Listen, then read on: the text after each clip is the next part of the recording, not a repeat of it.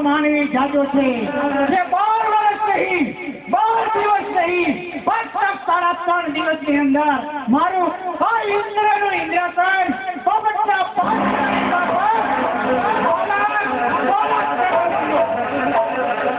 શું તે મારું ઇન્દ્રાસન તો પડાવી લેવા નહીં માંગતો હોય ને ચાલેલા ધરતી મસ્તક જુદા કરવું